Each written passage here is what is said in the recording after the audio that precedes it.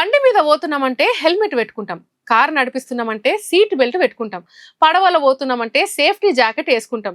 ఒకవేళ ఆనొస్తుందని అనుకుంటే తడవకుండా ఉండటానికి ఆనకోటో శత్రో పట్టుకొని పోతుంటాము.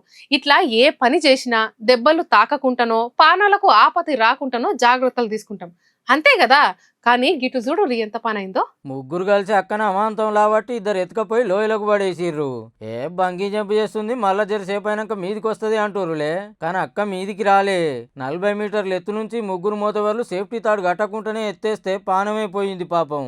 బ్రెజిల్లో అడ్వెంచర్ స్పోర్ట్స్ ఆడిస్తుంటారు వీళ్ళు. 21 ఏళ్ల వయసుని అక్కసుత సంబరానికి వచ్చి బంగీ జంప్ చేయబోతే గింత పని అయింది.